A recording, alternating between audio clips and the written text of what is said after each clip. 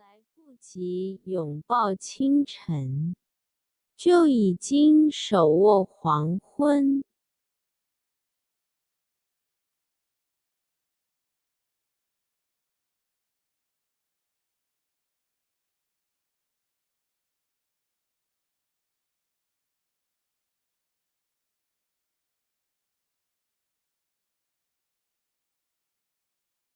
一天很短，短的来不及拥抱清晨，就已经手握黄昏；一年很短，短的来不及细品初春嫣红豆绿，就要打点素裹秋霜；一生很短，短的来不及享用美好年华，就已经身处迟暮。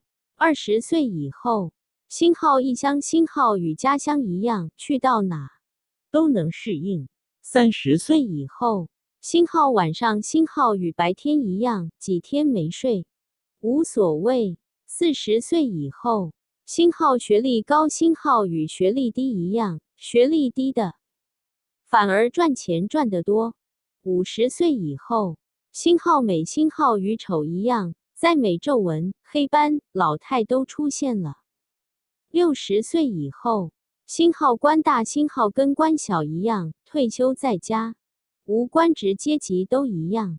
70岁以后，星号房子大，星号跟房子小一样，关节退化走不动，所需空间只一点。